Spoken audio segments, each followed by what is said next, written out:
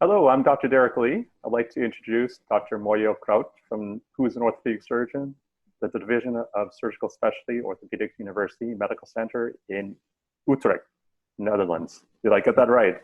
Yes, Utrecht, you name it. Okay. Now, when I usually start off these interviews, I like to trace back a little bit in the past to a little bit of your history, how you become interested in becoming an orthopedic surgeon. Initially, you were, I believe, born in Malawi, Africa. Is that correct? That's correct, yes. Okay. Then you moved to the Netherlands, obviously. You went to high school there. Then you went to the university to get your medical degree. How did that all happen, and what happened after that in terms of your interest in orthopedic pediatrics? Well, first of all, I was born in Malawi, indeed, and that's in the southeast part of Africa. My father was a doctor as well, working there together with my mom as an aid worker. So I was born there. But when I was 2 or 3 years old, we moved back to the Netherlands, where he was a gynecologist. Actually, I did not really had much interest in his work as a doctor until I was 14, 15 years old. Mm-hmm. By that time, I was at high school. That was not really that difficult for me. So I figured out I was probably going to do something at the university or at high school. Mm-hmm. And I also found out that I have not much interest in sitting behind the desk. I'm quite I like to work with my hands. I was very active always with engineering type of hobbies, like motors, bicycles, all the machines that I could find. I took them apart to find out how they were working. So I was really I had an engineering mind, but looking at the future as an engineer, I saw all these people behind the computer. Mm-hmm. So I thought, okay, that's how am I going to make sure that that's not my future. But still work on an intellectual level that fits me. At the same time, I was always very much interested in biology, animals. I had all these books about biggest animals and how these animals live, and I was really an animal lover, you could say, but more from the point of how it works and why these lions are so strong and how they survive, and so more in function than in just loving these animals. Right.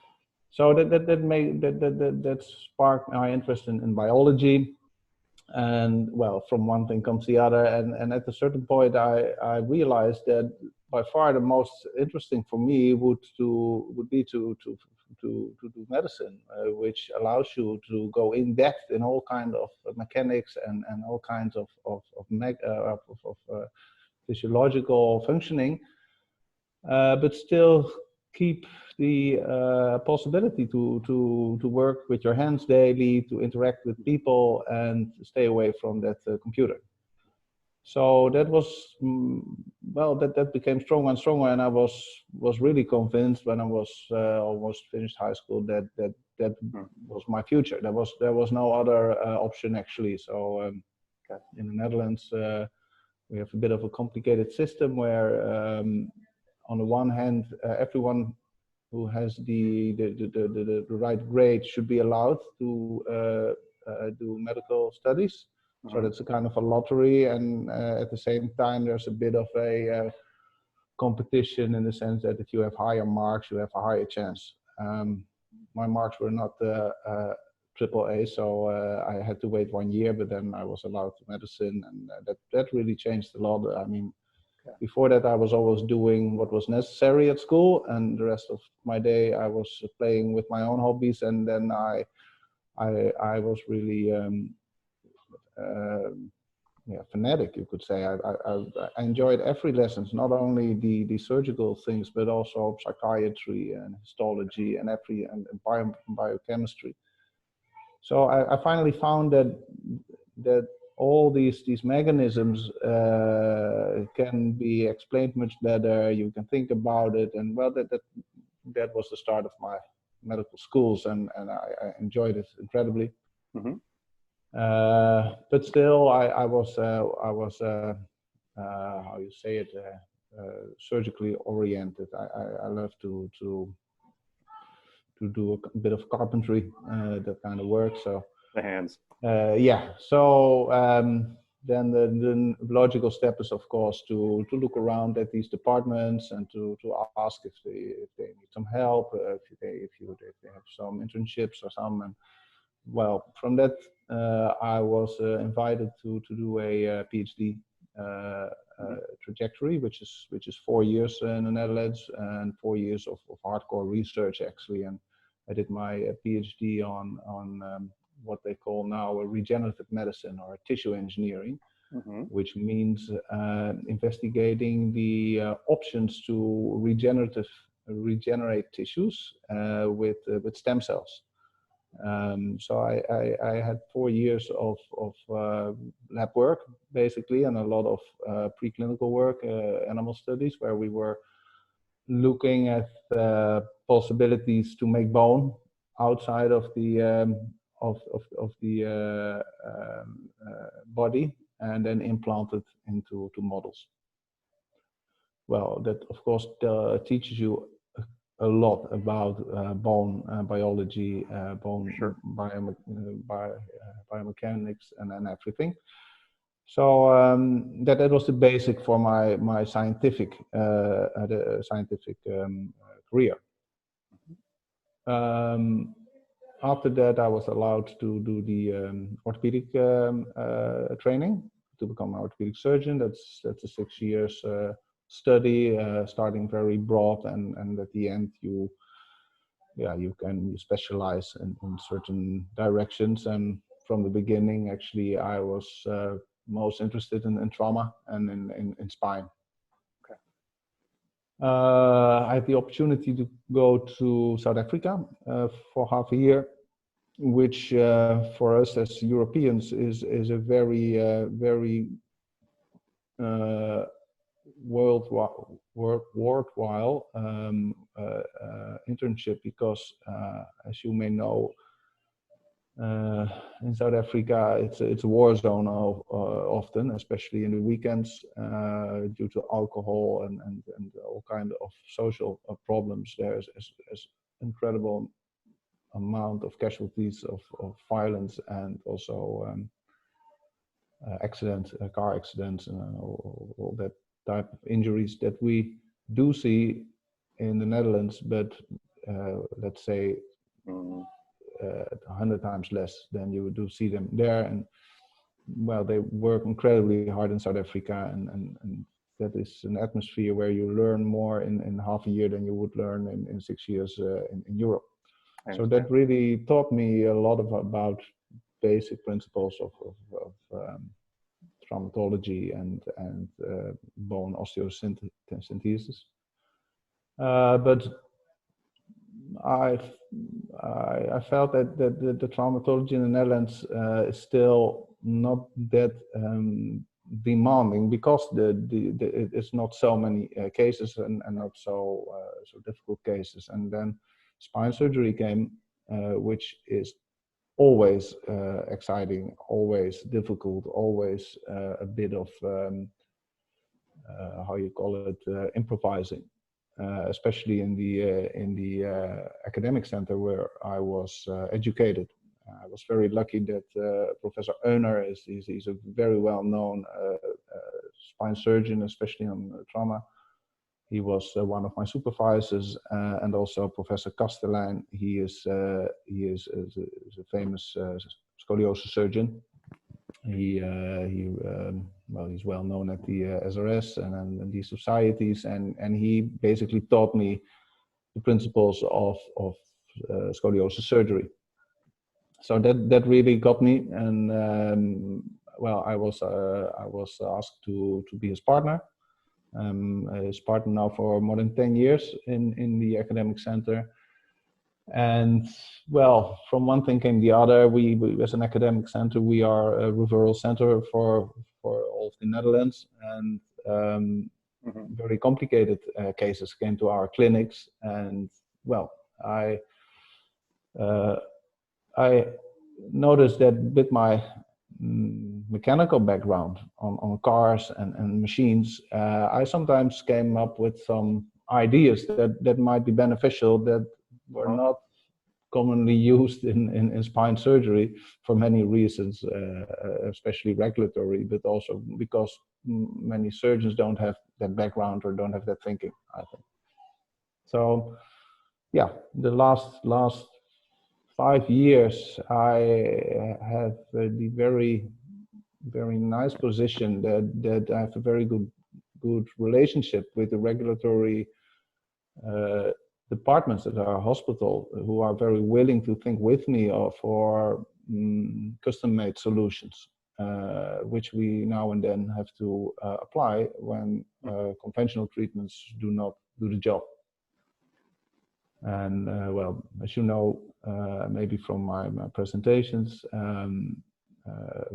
5 years ago, we had a girl with a deformity that could not be treated with conventional systems. It was a 5-year-old girl, so she was rapidly growing, and she was growing for a long time.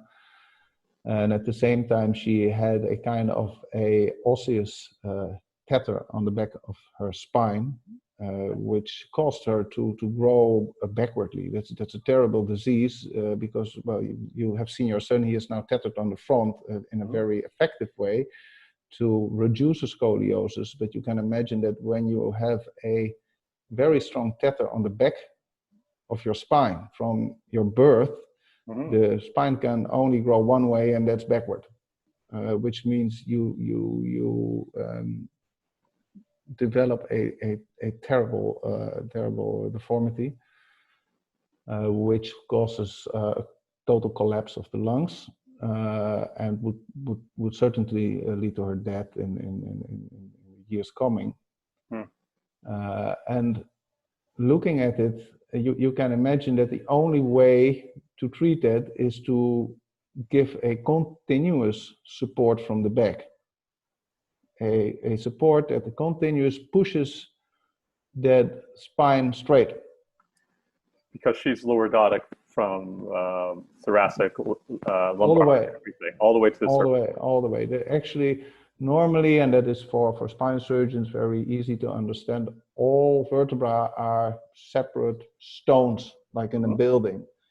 On the front, they have the vertebral body, which is obvious, with the intervertebral discs in between, and on the back we have the lamina that basically protect the spinal cord, but they also have junctions, which you call the facet junctions. And if all these junctions and all lamina are one big piece of bone, it doesn't go anywhere, and the front keeps growing because there are the growth plates of your vertebra. And well, that is what happens then. She had I think 60 degrees lordosis or something when she came to us, and her lungs were almost collapsed. And well, that was the reason to start thinking. And you like complexity, obviously. Yeah. I didn't think it was that complex because I mean, it's not rocket science. You have something tethering on the back, and you need to push there. Well, there are only few things that push continuously, and the most obvious is a spring. I mean, every ballpoint has a spring, every car has a spring. I mean, that is an invention from more than 500 years old that has shown to be incredibly reliable and effective. Well, I just have to step in and say, maybe obvious to you, but to no one else, because yours was the first I had ever read anything about that at all. It's very innovative, and it was due to necessity for this one case. Absolutely, absolutely. There was that. It is not that I mean, it was not that I came with an idea and found a patient. These patients, this is what happens now and then. This is maybe serendipity or how you call it. But this girl was really the reason for me when we in the Netherlands, we cycle. So I cycle to my work every day. That is 20 minutes, and that's the perfect time to think a bit, and then you come up with this kind of ideas. Of course, it's just an idea in the beginning, but then then starts the next part. First of all, you think, okay, there must be, as you say, nobody else thought of it, so there must be a lot of impossibilities. That was, but I thought, yeah, well, I discussed it with my colleagues, with Professor Kastelein and the others, and nobody could really tell me this is bullshit. Actually, they were quite enthusiastic, because everyone can understand it. I mean, and that's what I mean. It's innovative, but it is more application of things that we know for ages. Well, it's only obvious after you hear it. Yes, exactly. Right. Yeah, it is. Yeah. Now, so with time running out, how long did it take you to go from this concept to actually putting together a device that you could use? Because it usually takes years and years, doesn't it not? Yes. No, luckily not. Even in the United States and other countries where legislation may be stricter, there are always exemptions for critical cases. As the surgeons in the Netherlands, at least, and I think also everywhere else, we are allowed to do exceptional things for exceptional cases. Okay. Of course, you cannot just do it, but there is legislation that allow you to start up such a treatment. And it involves, of course, a lot of preparations and a lot of documentations. But in the end, I think it took us half a year to get a preliminary version. Actually, the only thing we did was adding a spring to a standard growing rod. Okay. So it was not a whole new implant that we were developing, and there was only one addition, actually. And that's a spring. Okay. And a spring, of course, is not, I mean, you cannot buy a spring somewhere and say, okay, put it in the child. There are, of course, requirements like material requirements, force requirement. No. But there are a lot of companies that are certified to make products, also medical product. Okay. According ISO standards, but what we did, we first had a extensive review in literature, because we had to know what forces are safe and what forces could be effective. That took us most of the time, but they were also the start of a dossier. And right. Then as soon as you have an idea of the forces, it's not so difficult to find the right material and dimensions. So that's what we did. And actually, that's a funny story, because we had to, the spring is made from wire, of course. And we calculated that this wire had to be 1.3 millimeters or something like that, but that was not available. So we first had to order, I think, 100 meter or something, a crazy length of wire made in, I think, in China, and that was shipped to America for some after treatment. Then it was shipped to Sweden, where this company is based that can do a certified process of spring making, and then they came up with 3 or 4 of these little springs, and the rest of the wire is still laying there. Yeah. we thought that this was the only way to do it, and we got the springs, and that was a great success actually for this girl. She not only we could not only stabilize her spine, but she has actually developed a normal kyphosis now, which is tremendous. And I had to be honest, I hadn't expected. Of course, I was happy if I could straighten her a bit with the surgery and then keep it like that, like what we do with all growing rods and all scoliotic surgery. But how old is she now? She's 11 years old now. Okay. And the original instrumentation and the original spring is still implanted? No, because she was growing so well, so fast, and unexpectedly, she had developed in 2 years from a lordosis into a kyphosis, which involved about 3 centimeters of growth. So at that point, the springs were Too short. not working anymore. And of course, she is still very small because of her syndrome. And like many small children, the biggest aim is to get bigger. And she really wanted to replace that springs, which was not so difficult, a small surgery. So she got new springs, and that did the job again. And she's still walking around with that springs. Okay. What's the long-term prognosis? When she stops growing, what happens at that point? I think we are about that at that stage now. And as I said, I mean, she is a syndromic patient, so she's relatively short. Of course, the first period of her life, her lungs could not develop as normal, so she will have some restrictions in her lungs. But at this moment, she is running around, playing and developing like a normal child, but a bit smaller.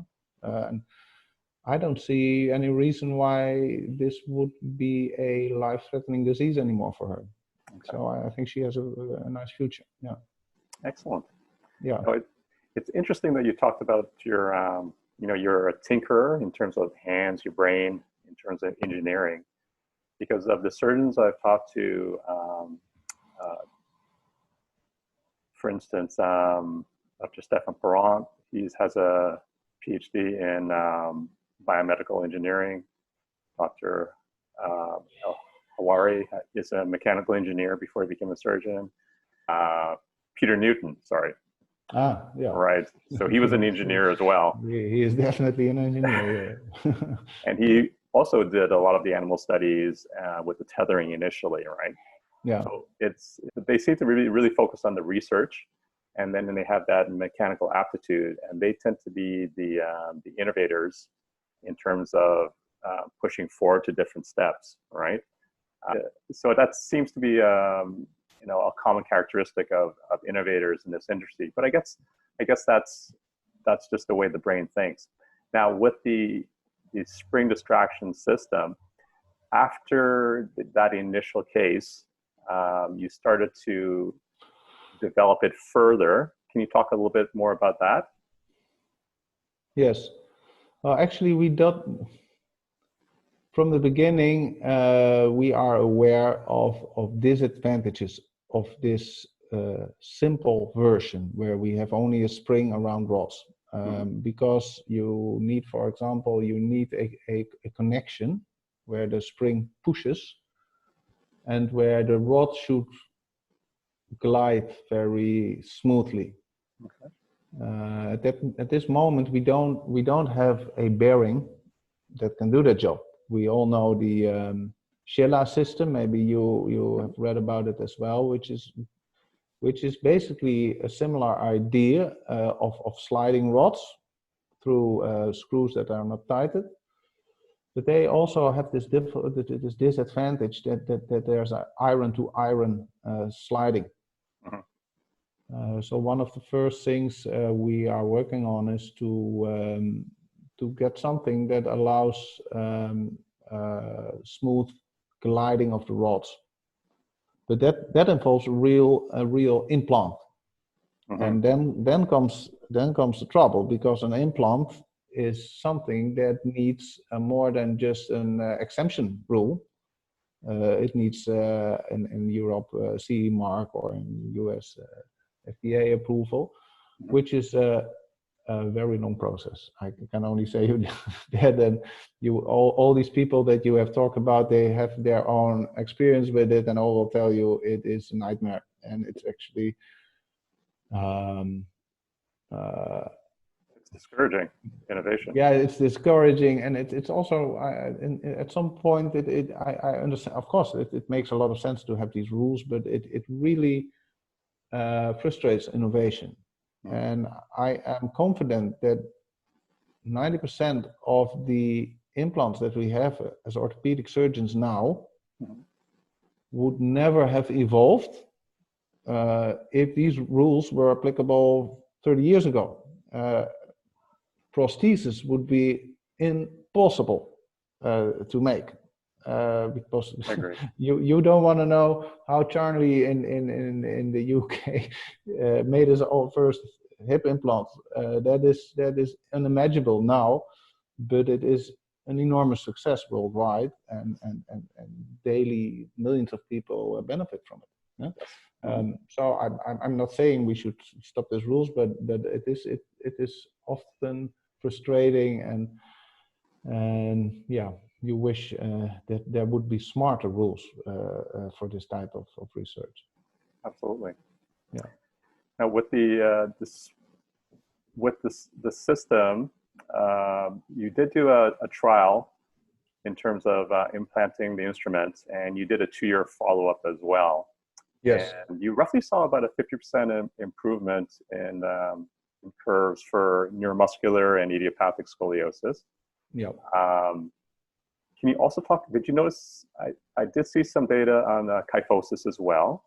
Could you talk a little bit about that as well? Because oftentimes people kind of ignore the sagittal curve, which you know, more and more surgeons tend to believe is more important than the coronal curve, right?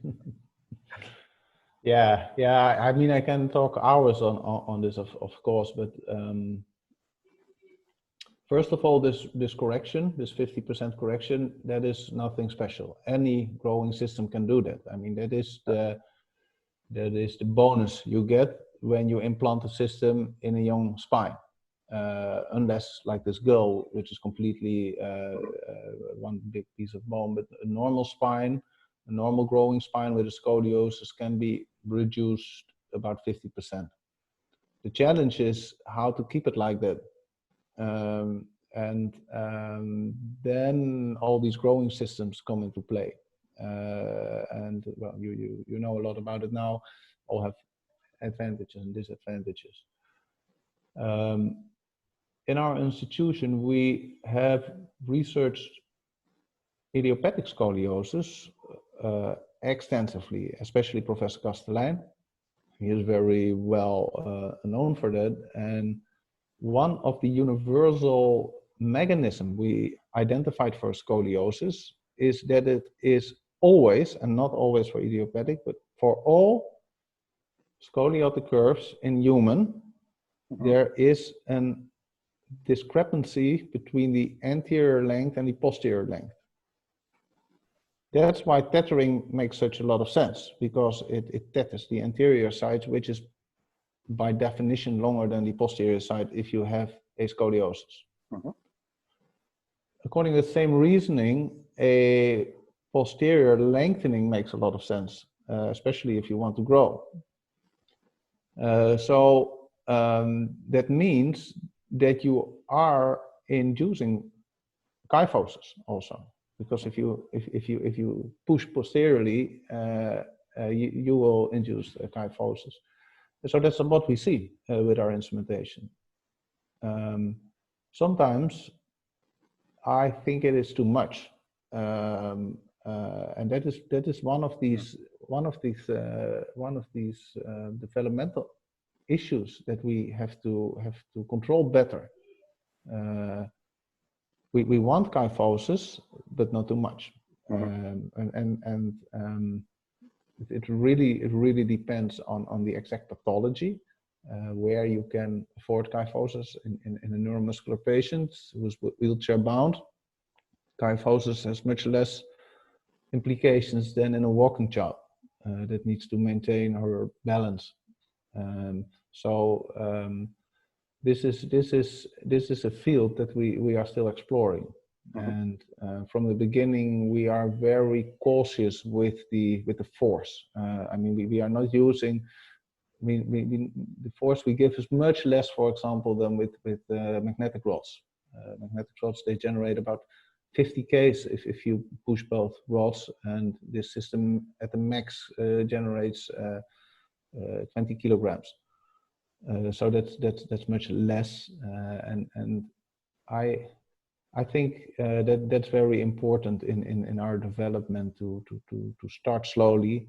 And I mean, we are not aiming to make a spine straight in a year or something. So we take it easy, and if we really think there's too much of a kyphosis developing, I have not seen that yet, but we have, of course, always the option to release the spring or to block the system, and then it becomes a normal growing rod again.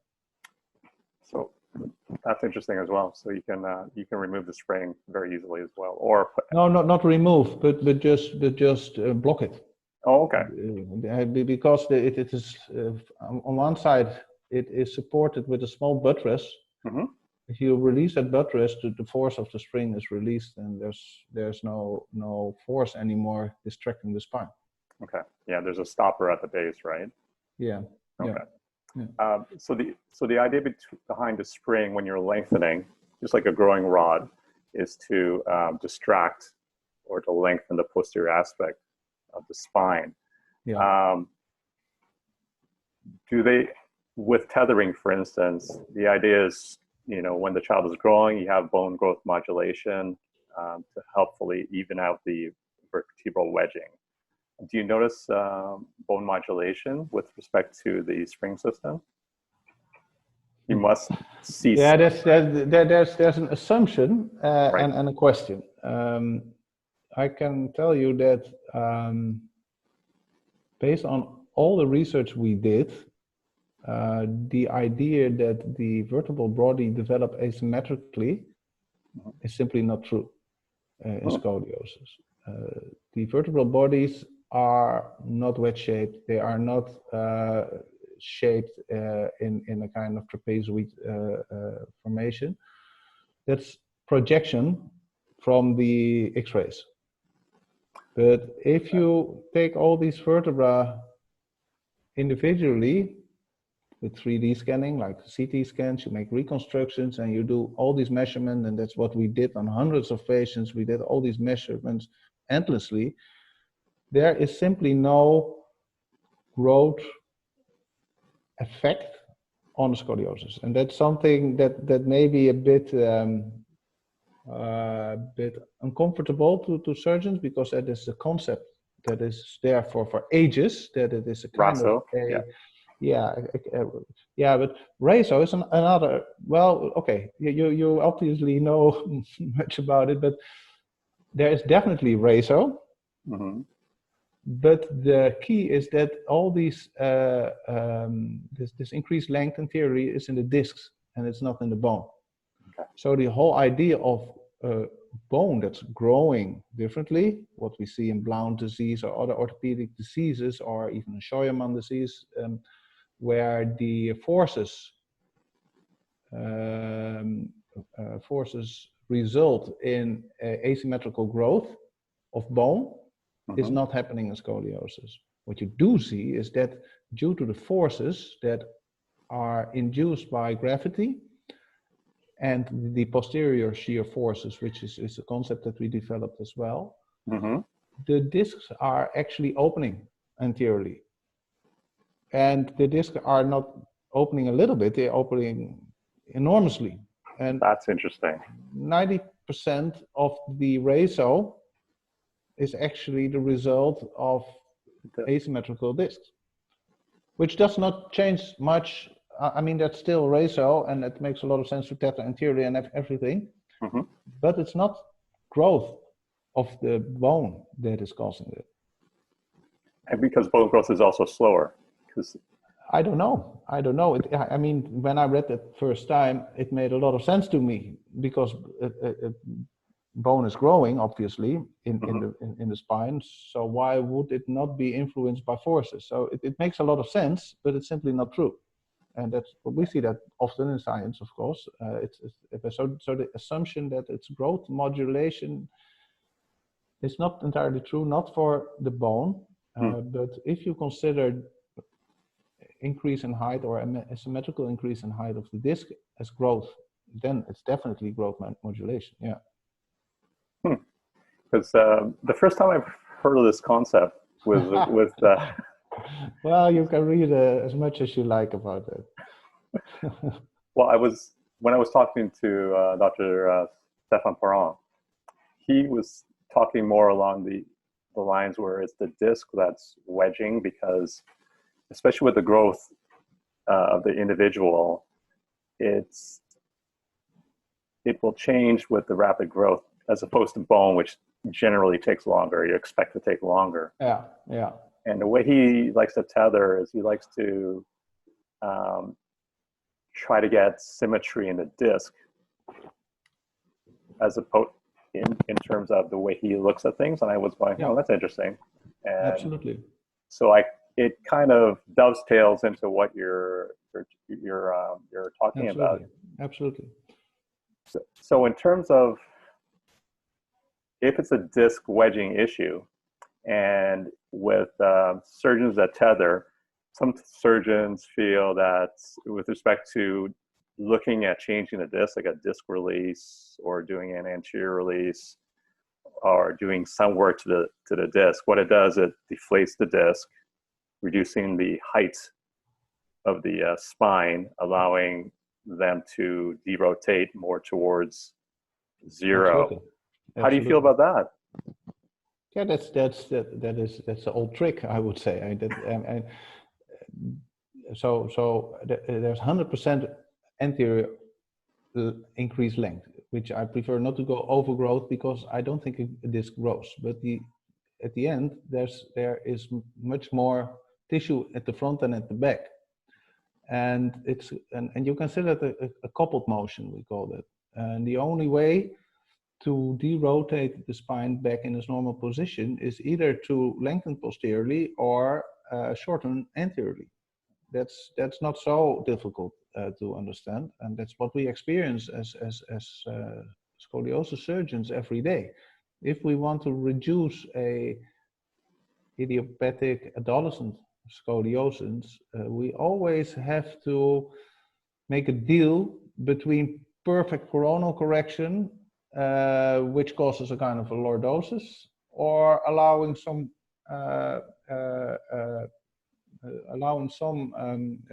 coronal curve, which means a better sagittal profile. And that's the same principle. And yes, in the previous century, it was very common to do a disc release first, because at that time the instrumentation was not that strong, so you could not really get much correction. So the only way to get correction was to get out the discs with the pedicle screws and all kinds of very developed systems. We have so much power now that we can basically enforce lengthening posteriorly and derotate, and that's enough. So I think most surgeons are not doing the anterior releases anymore unless they have very severe curves or all kind of reasons. Right. Yeah. Well, some of the surgeons that are tethering for more mature spines, and to get that correction, they're doing more the disc releases. Yeah. In terms of, but there's some concern long term whether or not that's going to produce faster degeneration of the discs or autofusion. Do you have an opinion on that? Yes, there's no doubt that such a procedure will affect the spine in terms of an increased risk of fusion. If that's a problem, I don't think so, especially not in the thoracic spine.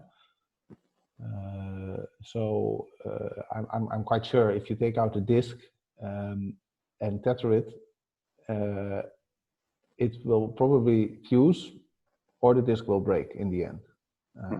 I mean, these tethers are probably not for eternity.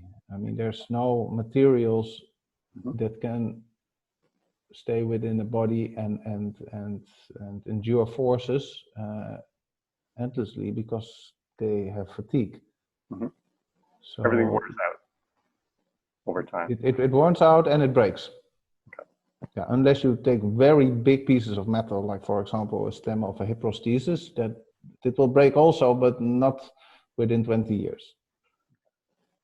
So your question, yes, you in elder patients you will most likely get a stiff spine or a fused spine, but I don't think that's really a problem. I mean, we are fusing spines for more than 50 years, and we are much more knowledgeable now about the importance of the profile. And when you take that into account and you address the thoracic spine, I don't think you have much problems when that spine is fusing.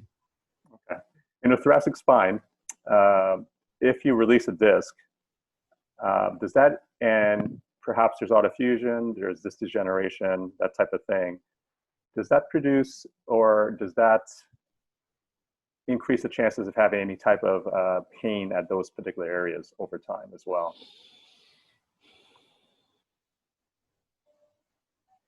That's a good question.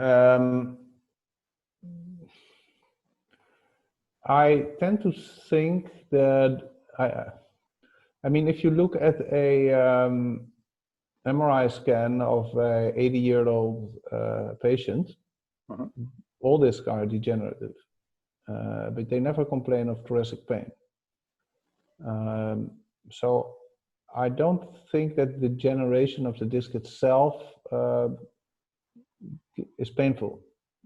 It's very well possible that resultant facet joints are causing pain. But in general, I think the thoracic discs are not often a source of pain, and I'm sure they degenerate, but slower than the lumbar disc. Okay. Is that answering your question? Absolutely, because again, for stiffer curves or more mature spines, if you're, again, it's a trade-off, right? You want to maintain mobility as long as possible, but if you do a disc release, the other choice is basically fusing at a later date anyway. So at least, at the very least, you buy time, even if it auto-fuses. If you really think, I mean, if we are talking about the thoracic spine now.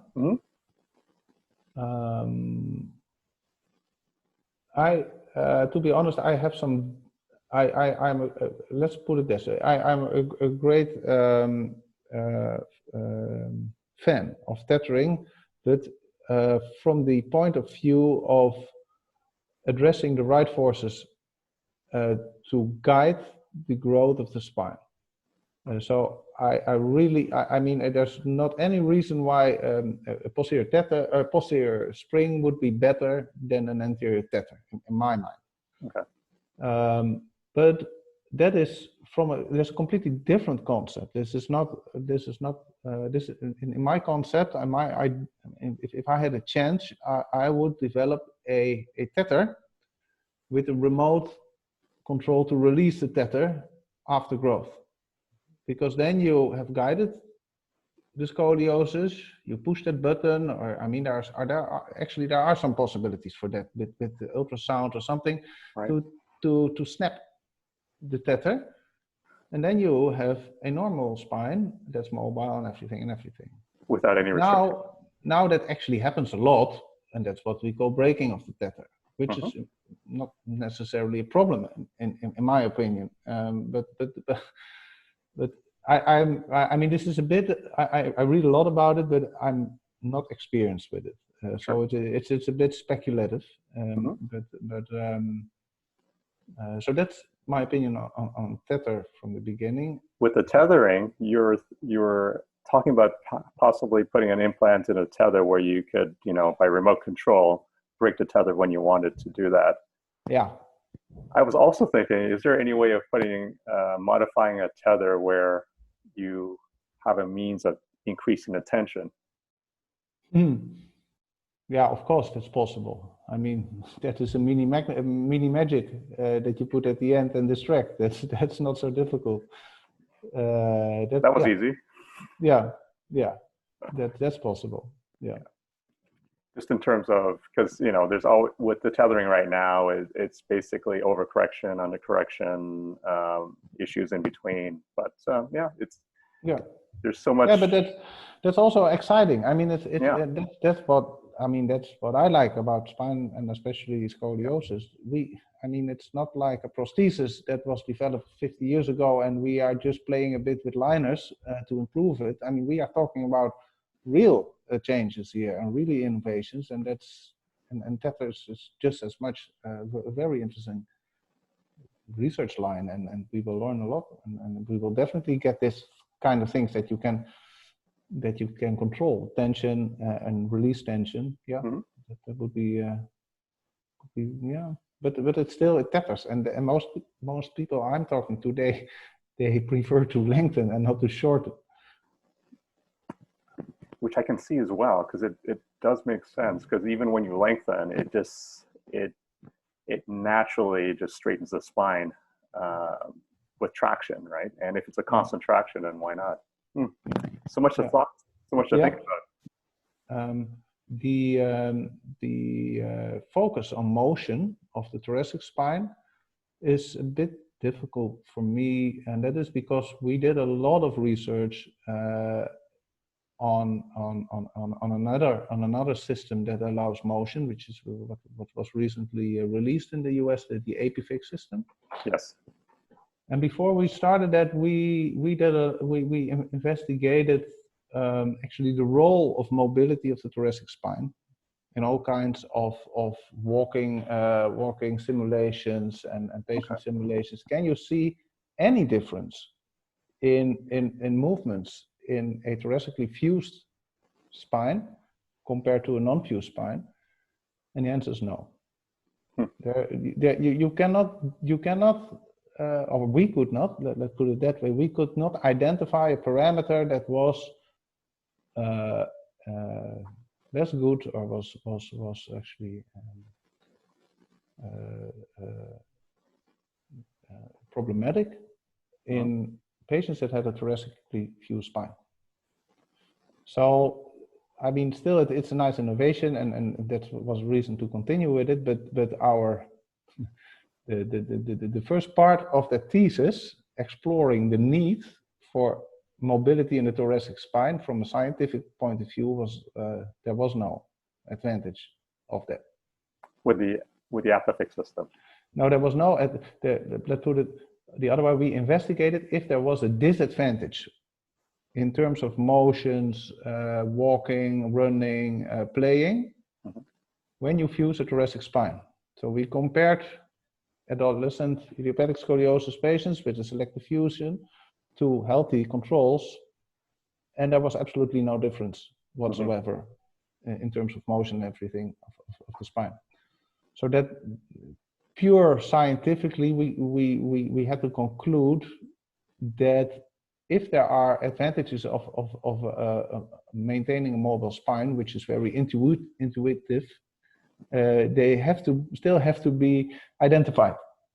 Yes, the data has to indicate. Yeah. Right. Yeah. Okay.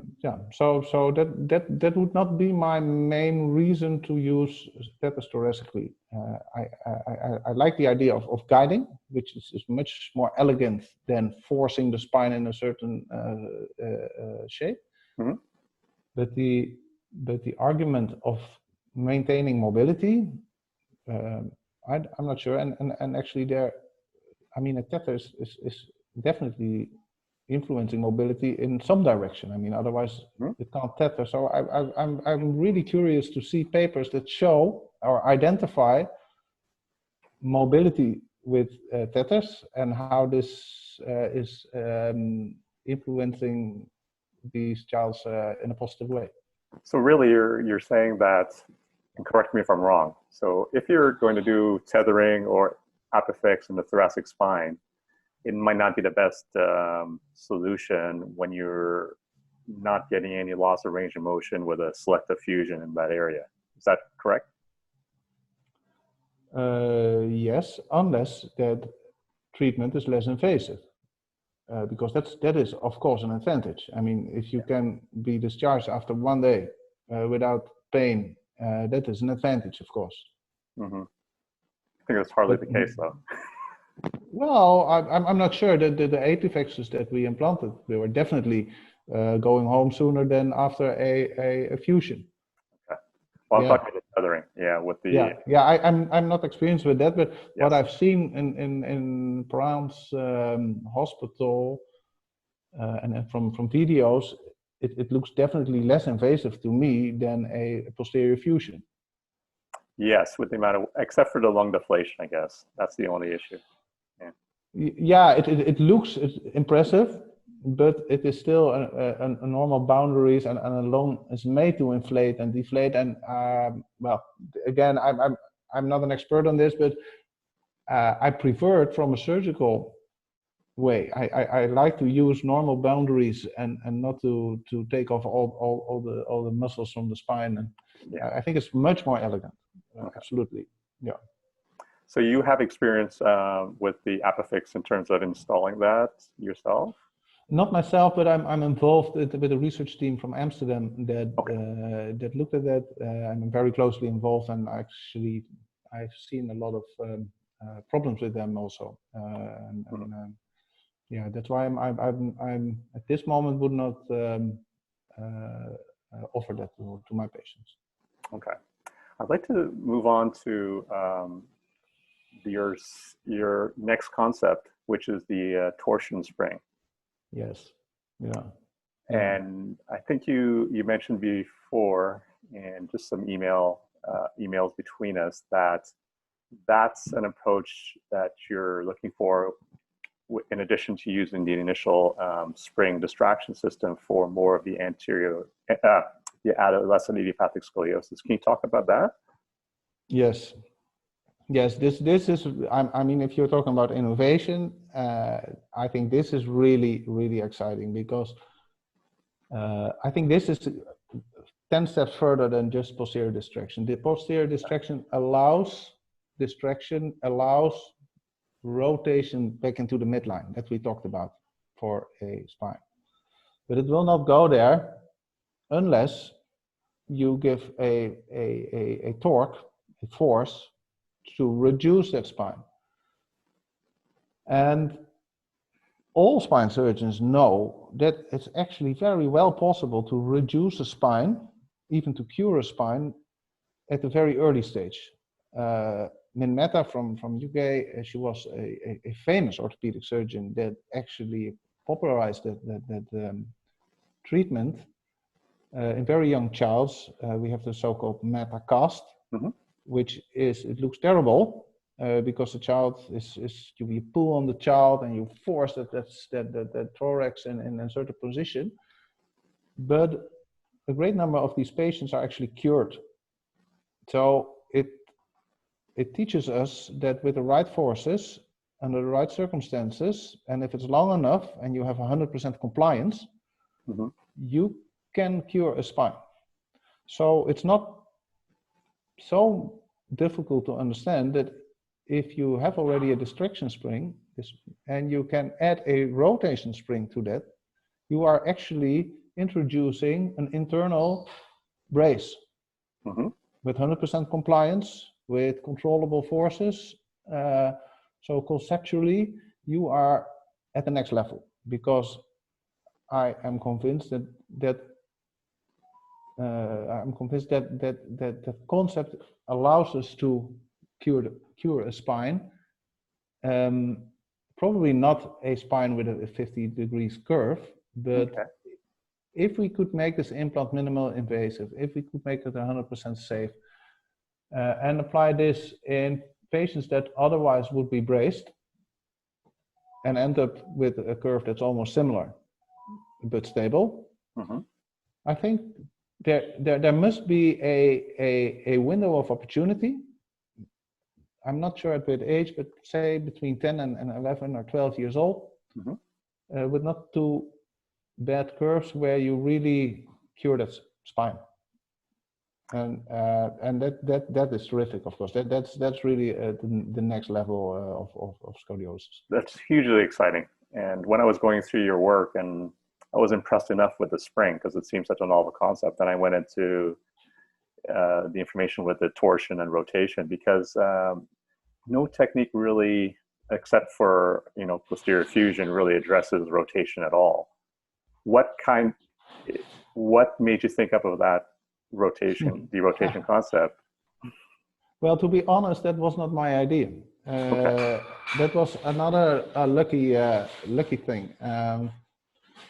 In the Netherlands, we have great engineering universities, and like many of these engineering universities, they have a lot of interest in biomedics.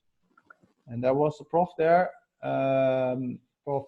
Verkerken, he's on many of my papers, who came up with this idea, I think 10 years ago or 20 years ago already. And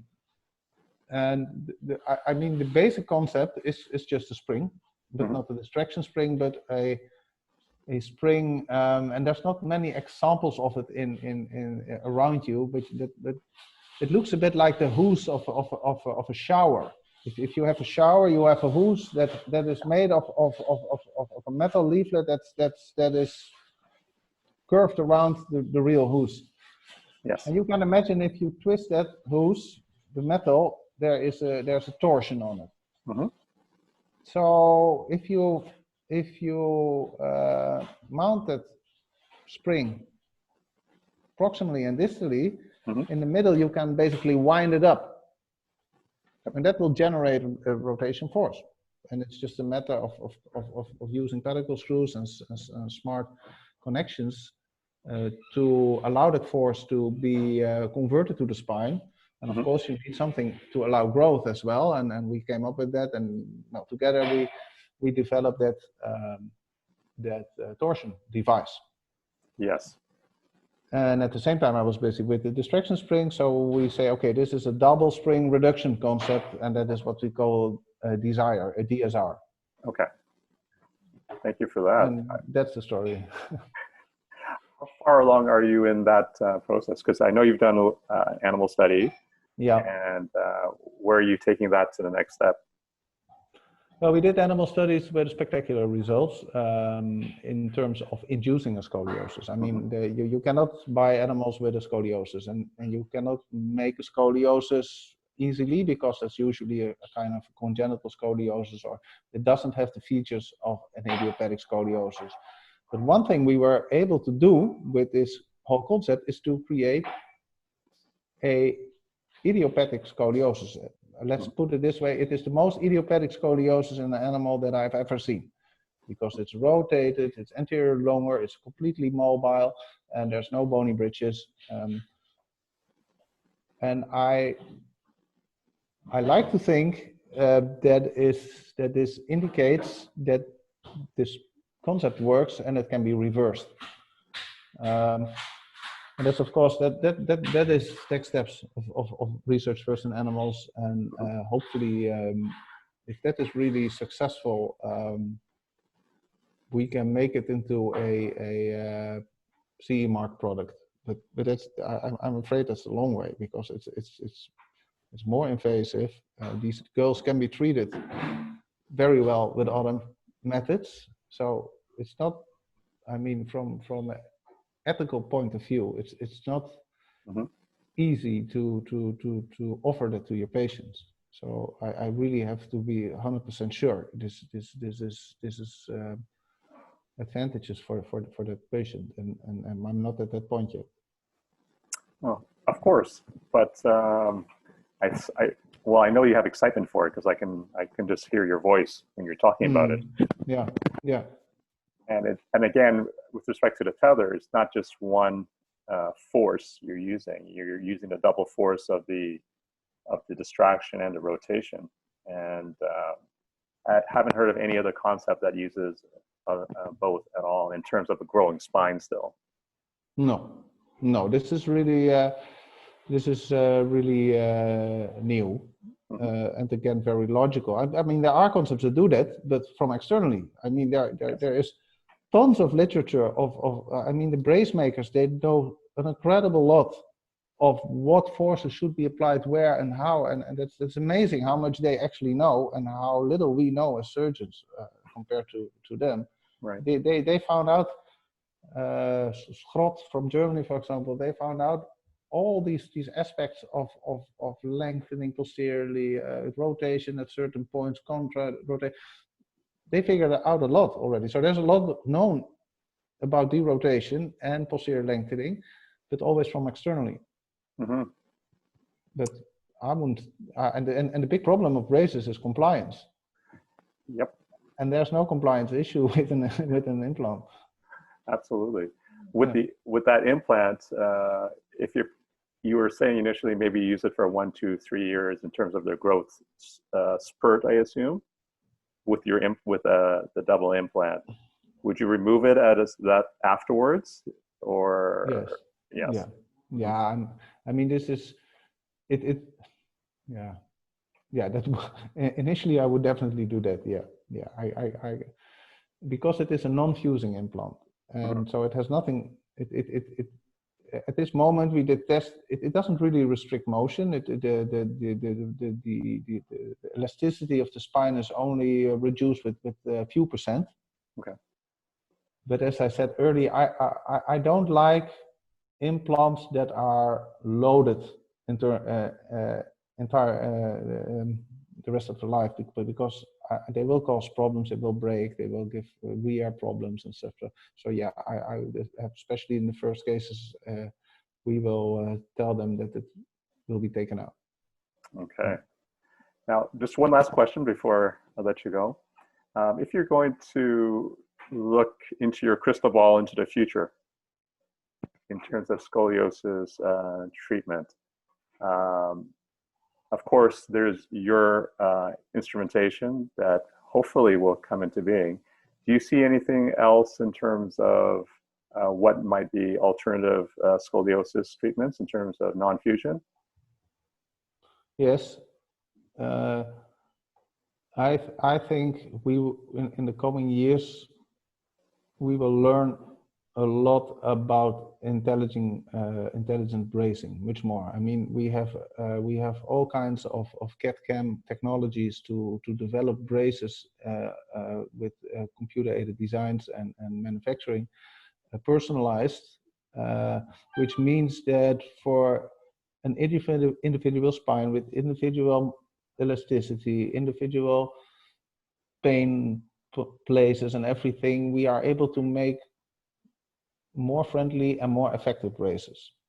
And I think that I'm as I said, I'm not at all a brace maker, but I really think they have the tools to do basically the same what I'm trying internally externally, and with its developments of CAD/CAM. And also much more research into what's actually happening in the spine by looking at MRIs in standing and laying positions. There are definitely opportunities to